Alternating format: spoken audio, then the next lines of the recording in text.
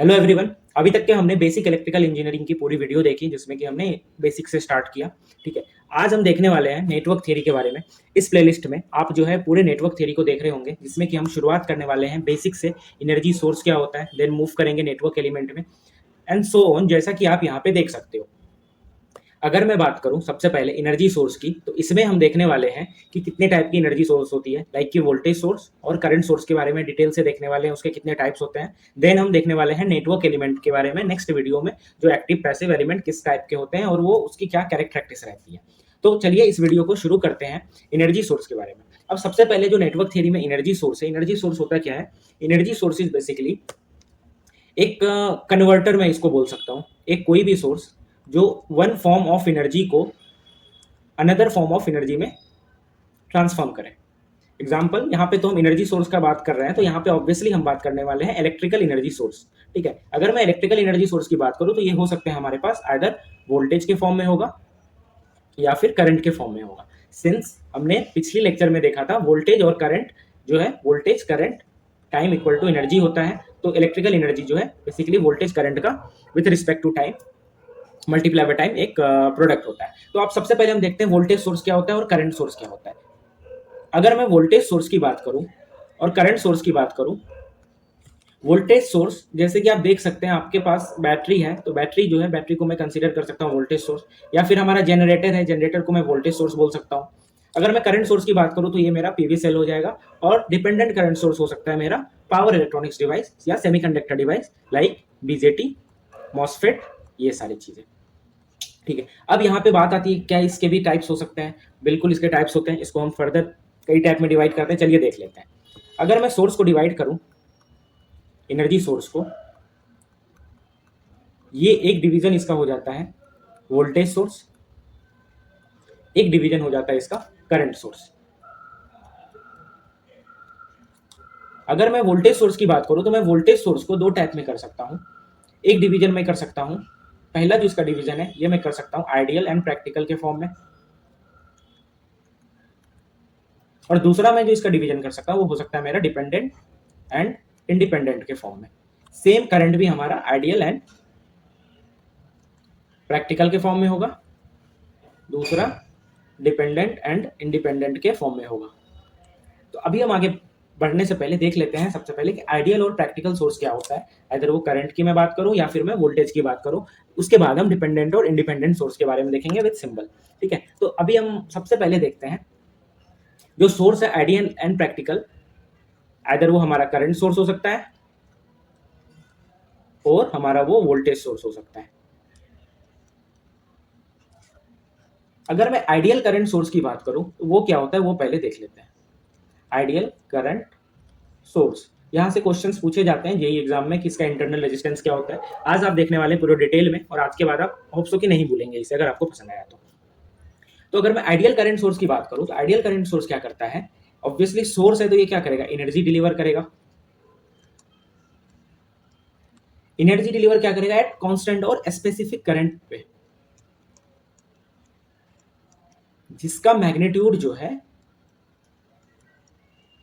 वो रहने वाला है इंडिपेंडेंट ऑफ वोल्टेज,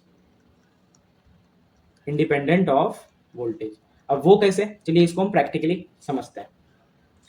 एक हमारे पास ये सोर्स है, करंट सोर्स को हमेशा हम एरो से डिनोट करते हैं। ठीक है, ये हमारे पास एक करंट सोर्स है, यहां से करंट आई फ्लो हो रही है। ठीक है, आई फ्लो हो रही है, और ये करंट सोर्स जो है इसका जो इंटरनल रेजिस्टेंस है ये इनफाइनाइट ओम है, और ये जो करंट सोर्स है ये कोई लोड को जा रहा है।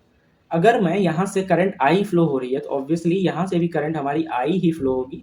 सिंस यहाँ पे इनफाइनाइट ओम है तो यहाँ पे रेजिस्टेंस काफी ज्यादा मिल रहा है, तो यहाँ से 0 एम्पियर करंट फ्लो होगी, और यहाँ पे भी जो हमारा करंट की वैल्यू है वो आई ही रहेगी। ठीक है, इवन इसके साथ मैंने लोड को कनेक्ट किया है, उसके बाद भी जो हमारी करंट फ्लो हो रही है सर्किट में वो करंट आई ही फ्लो हो रही है। अब मैं बोल सकता हूँ इसमें जो करंट फ्लो हो रही है उसके इंटरनल वोल्टेज क्या है, उसके इंडिपेंडेंट है। अगर मैं इसका ग्राफ एक तरीके से बनाने के लिए जाऊँ, यहाँ पे मैंने ग्राफ ले लिया है, ग्राफ में यहाँ पे मैंने V ले लिया है और यहाँ पे मैंने I ले लिया है। ठीक है, V और I है। अगर मेरा जो वोल्टेज है, अगर मैं यहाँ का वोल्टेज ले लेता हूँ V, यहाँ पे लोड RL के लिए वोल्टेज V है, हो सकता है RL1 के लिए भी यहाँ पे तो ऑब्वियसली V1 वोल्टेज हो जाएगा, RL3 के लिए यहाँ पे वोल्टेज VL3 हो जाएगा। What ever value of resistance और वोल्टेज, हमारी करंट तो यहाँ से करंट I ही फ्लो होगी। तो अगर यहाँ पे जो है 1 वोल्ट भी यहाँ पे अगर वोल्टेज है तो भी हमारी करंट की वैल्यू वही रहेगी, 2 वोल्ट पे भी वही रहेगी, सो ऑन। जो हमारी करंट की वैल्यू है वो कांस्टेंट है इवन हमारा वोल्टेज चेंज हो रहा है, तो इसे हम आइडियल करंट सोर्स बोलते हैं। अब बात करते हैं प्रैक्टिकल करंट सोर्स किसे बोलेंगे। अगर मैं प्रैक्टिकल करंट सोर्स की बात करूं, प्रैक्टिकल करंट सोर्स की अगर मैं बात करता हूं, तो ये जो हमारी करंट आई है, ये जो हमारी करंट सोर्स है, इसके पास में कुछ ना कुछ इंटरनल रेजिस्टेंस यहाँ पे मैं कर लेता हूँ, और ये इंटरनल रेजिस्टेंस मैं वेरी भी कर सकता हूँ व्हाटएवर। और यहाँ पे मैंने एक लोड रेजिस्टेंस लगा दिया है RL। It look like Norton circuit. यहाँ से अगर करंट I फ्लो हो रही है तो यहाँ पे कुछ ना कुछ करंट I1 जाएगी और यहाँ पे कुछ ना कुछ करंट I2 जाएगी, और यहाँ पे मैं VS ले लेता हूँ सोर्स वोल्टेज के साथ इस तरीके से। अगर मैं इसका ग्राफ को यहाँ पे ड्रॉ करता हूँ, यहाँ पे मेरा वोल्टेज है और यहाँ पे मेरा करंट है। अगर ये रेजिस्टेंस की वैल्यू इनफाइनाइट है तो ऑब्वियसली यहाँ के से करंट तो जीरो फ्लो होगी और हमारी करंट की वैल्यू मैक्सिमम रहेगी, ये जो हमारी करंट I2 है।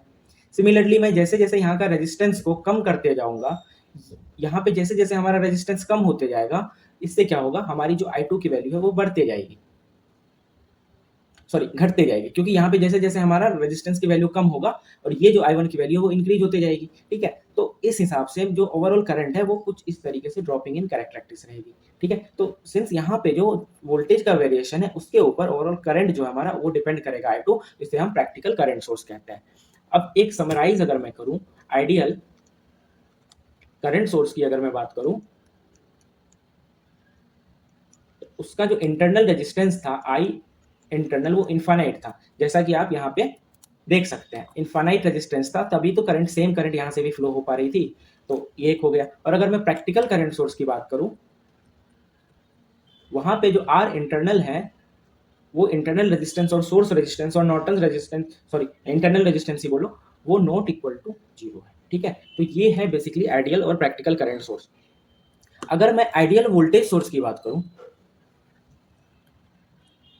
आइडियल वोल्टेज सोर्स, उसमें क्या होता है, मेरे पास एक ये वोल्टेज सोर्स को इस तरीके से ड्रॉ किया जाता है प्लस माइनस। ठीक है, ये V है और ये इंटरनल रेजिस्टेंस R होगा कुछ ना कुछ। ठीक है, और यहाँ पे कुछ ना कुछ लोड लगा हुआ हो सकता है। ठीक है, अगर मैं बात करूँ, अगर ये मेरा R की वैल्यू 0 रहेगा तो यहाँ का जो वोल्टेज V है वही वोल्टेज यहाँ पे भी होगा। ठीक है, इवन दो इस लोड रेजिस्टेंस की वैल्यू में RL ले लेता हूँ, इस लोड रेजिस्टेंस की वैल्यू कुछ भी हो, फिर भी तो यहाँ का वोल्टेज V ही होगा। चलिए एक एग्जाम्पल से समझते हैं। मेरे पास एक वोल्टेज सोर्स है 20 वोल्ट का, जिसका इंटरनल रेजिस्टेंस 0 है और उसका लोड रेजिस्टेंस जो है डिफरेंट हम लेते हैं। सिंस यहाँ पे कुछ वोल्टेज ड्रॉप नहीं है तो यहाँ का भी वोल्टेज तो 20 वोल्ट ही रहेगा। अब मैं पहला केस क्या कर लेता हूँ, यहाँ पे मैं RL की अलग अलग वैल्यू लेता हूँ और यहाँ पे मैं V0 की अलग अलग वैल्यू लेता हूँ। V0 मतलब 20 वोल्ट और अक्रॉस यहाँ का वोल्टेज। RL की वैल्यू अगर मैं यहाँ पे 10 ओम रखता हूँ तो V0 की वैल्यू, सबसे पहले मैं यहाँ पे करंट I ले लेता हूँ। I की वैल्यू हमारी कितनी हो जाएगी, 20/10 2 एम्पियर। अगर मैं यहाँ पे 5 ओम लेता हूँ तो हमारी जो I की जो वैल्यू है 4 एम्पियर हो जाती है। और V0 की बात अगर मैं करूँ तो ये 10 × 2 20 वोल्ट ही रहेगी, ये 5 × 4 20 वोल्ट ही रहेगा। इसका मतलब अगर मैं इसका ग्राफ बनाने के लिए जाऊँ, सॉरी फॉर नॉइज, अगर ये मेरा करंट है और ये मेरा अगर वोल्टेज है, what ever value of current, हमारा जो V0 आउटपुट की वैल्यू है वो 20 वोल्ट ही आ रहा है, तो इसे हम बोलते हैं आइडियल वोल्टेज सोर्स। अगर मैं प्रैक्टिकल वोल्टेज सोर्स की बात करूं तो वहां पे R internal not equal to 0। तो चलिए उस सर्किट को एक बार हम समझ लेते हैं। एक एग्जांपल से अगर मैं देखूं, यहां मैं 20 वोल्ट ले लिया हूं, ये मेरा 5 ओम है और यहाँ पे मेरा RL है। ठीक है, ये RL की डिफरेंट वैल्यू पे मैं यहाँ पे ड्रॉ करता हूँ करंट का। इसको मैं 2 ओम ले लेता हूँ, कैलकुलेशन मेक इजियर। ठीक है, तो अगर मैं यहाँ पे इसका वोल्टेज में V0 ले लेता हूँ, यहाँ से जो करंट हमारी फ्लो होगी उसे मैं I0 ले लेता हूँ। अब RL की डिफरेंट वैल्यू पे हम देखने वाले हैं I0 की वैल्यू क्या रहने वाली है और वी जीरो की वैल्यू क्या रहने वाली है। अगर आर एल की वैल्यू हमारी 3 ओम है तो आई जीरो की जो वैल्यू रहेगी, यहाँ से जो करंट फ्लो होगी वो हो जाएगी 20/2 + 3 = 4 एम्पियर। अगर 8 ओम रहेगी हमारी आर एल की वैल्यू, उस केस पे अगर मैं देखूं तो हमारी जो आई जीरो की वैल्यू हो जाएगी 20/8 + 2 10 तो 2 एम्पियर। सिमिलरली अगर मैं वोल्टेज की बात करूं तो यहाँ पे हो जाएगा 12 वोल्ट, यहाँ पे हो जाएगा मेरा 16 वोल्ट। तो आप देख सकते हैं पिछले वाले कैरेक्टरिस्टिक्स में वोल्टेज की जो वैल्यू है वो कांस्टेंट थी इरिस्पेक्टिव ऑफ करंट, सिंस यहाँ पे इंटरनल रेजिस्टेंस जीरो था। अगर मैं यहाँ पे बात करूँ, यहाँ पे वोल्टेज की जो वैल्यू है वो करंट के साथ साथ डिपेंडेंसी मेंटेन कर रही है बिकॉज की हैविंग सम इंटरनल रेजिस्टेंस। तो इसका अगर मैं ग्राफ को ड्रॉ करूँ तो ये मेरा वोल्टेज हो गया, ये मेरा करंट हो गया। जब मेरा करंट की वैल्यू मैक्सिमम क्या होगी, कब होगी, जब R L equal to zero होगा तो हमारी करंट की वैल्यू मैक्सिमम होगी। R L equal to zero, इसका मतलब कि वी एल भी इक्वल टू मेरा जीरो रहेगा तो करंट की वैल्यू मैक्सिमम है हमारा, ठीक है। इसको मैं आई मैक्सिमम ले सकता हूँ और धीरे धीरे जो करंट की वैल्यू है वो कम होते रहेगी, कम होते रहेगी और एक टाइम ऐसा आएगा कि जब आर एल की वैल्यू मैं यहाँ पे इन्फानाइट कर दूंगा तो करंट की वैल्यू जो है हमारी यहाँ पे जीरो हो जाएगी, ठीक है। तो ये जो सर्किट है, ये सर्किट को कुछ मैं इस तरीके से कर सकता हूँ, वी जीरो इक्वल टू, अगर मेरी करंट रेजिस्टेंस की वैल्यू इन्फानाइट है तो यहाँ पे हमारा हमें वी एम मिलेगा, ठीक है। और जब यहाँ पे आर एम की वैल्यू जीरो है तो यहाँ पे मुझे आई मैक्सिमम मिलेगा। अब एक चीज देखिए, जब मैं ये वाले सर्किट को का कंडीशन देख रहा हूँ, आई एम की वैल्यू मैक्सिमम कब हो रही है, जब मेरा सर्किट इस तरीके से बन रहा है 2 ओम और ये जब 0 ओम है मेरी रेजिस्टेंस का, मतलब कि R इक्वल टू 0। तो यहाँ पे आप देख सकते हो यहाँ पे शॉर्ट सर्किट, तो मैं शॉर्ट सर्किट करंट बोल सकता हूँ। सिमिलरली Vm की वैल्यू मैक्सिमम कब आ रही है, V0 की वैल्यू Vm कब आ रही है, मीन्स मैक्सिमम कब आ रही है, जब हमारा सर्किट कुछ इस तरीके से बन रहा है 2 ओम और यहाँ पे जो रेजिस्टेंस है इन्फानाइट ओम। तो इन्फानाइट ओम को मैं कुछ नहीं, एज अ इन्फानाइट ओम जब भी रेजिस्टेंस है तो वहां से करंट फ्लो नहीं होती है, मीन्स कि वो ओपन सर्किट, तो इसे मैं ओपन सर्किट वोल्टेज भी बोल सकता हूँ, ठीक है। अब एक वोल्टेज एंड करंट सोर्स को डिपेंडेंट एंड इंडिपेंडेंट के अकॉर्डिंग, अब दो सोर्स होते हैं, एक होता है डिपेंडेंट सोर्स, एक होता है हमारा इंडिपेंडेंट सोर्स। अगर मैं डिपेंडेंट सोर्स की बात करूं तो वो सोर्स होता है, सबसे पहले इंडिपेंडेंट देखते हैं। इंडिपेंडेंट सोर्स वो होता है अगर मैं यहाँ पे एक करंट सोर्स लगाया हूं, ये मेरा सर्किट है और यहाँ पे मेरा एक वोल्टेज सोर्स V है। तो यहाँ पे जो वोल्टेज की वैल्यू V है, सिंस ये एनर्जी सोर्स है तो ये इंडिपेंडेंट यहाँ से एनर्जी को डिलीवर कर रहा है और करंट भी मुझे यहाँ से इंडिपेंडेंट डिलीवर करते हुए दिखाई दे रहा है। बट अगर क्या हो, इस करंट की वैल्यू इस वोल्टेज पे डिपेंड हो और हो सकता है इस वोल्टेज की वैल्यू इस करंट पे डिपेंडेंट हो, वॉट हो सकता है, तो उस केस में हम उसे बोलते हैं डिपेंडेंट सोर्स। तो डिपेंडेंट सोर्स को क्लासिफाई करते हैं डायग्राम के साथ, डिपेंडेंट सोर्स। अब डिपेंडेंट सोर्स को मैं दो तरीके से लेता हूँ, एक करंट सोर्स CS और एक वोल्टेज सोर्स VS। अब ये करंट सोर्स जो है, ये अगर करंट सोर्स वोल्टेज डिपेंडेंट हो सकता है या वोल्टेज उसको कंट्रोल कर सकता है या उस करंट सोर्स को करंट कंट्रोल कर सकता है। सिमिलरली वोल्टेज सोर्स की अगर मैं बात करूं तो उसे करंट कंट्रोल कर सकता है या फिर वोल्टेज कंट्रोल कर सकता है। जब भी डिपेंडेंट सोर्स का हम लगाते हैं, लाइक डायग्राम बनाते हैं, तो कुछ इस डायमंड टाइप से हम उसे डिनोट करते हैं। आइदर ये हो सकता है और ये हो सकता है, ये हम वोल्टेज के लिए यूज करेंगे, इसे हम करंट के लिए यूज करेंगे। तो अगर मेरा करंट सोर्स है तो ये जो करंट सोर्स है, दोनों केस में हमारा जो सिंबल बनेगा इसी तरीके से बनेगा।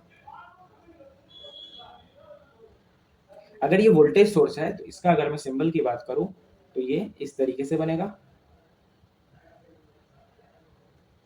यहाँ पे जो करंट सोर्स है इसको कौन कंट्रोल कर रहा है, करंट कंट्रोल कर रहा है, तो ये हो जाएगा करंट कंट्रोल करंट सोर्स, ये हो जाएगा वोल्टेज कंट्रोल करंट सोर्स। अब यहाँ पे जो करंट की जो वैल्यू होगी इसको मैं बीटा V हो सकती है, इसकी जो वैल्यू होगी बीटा I होगी।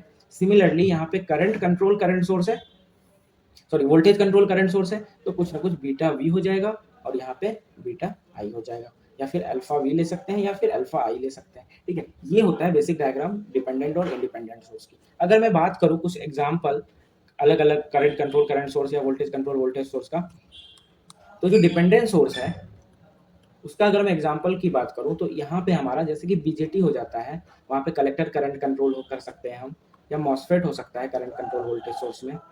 तो ये सब एग्जांपल होता है हमारा डिपेंडेंट सोर्स का।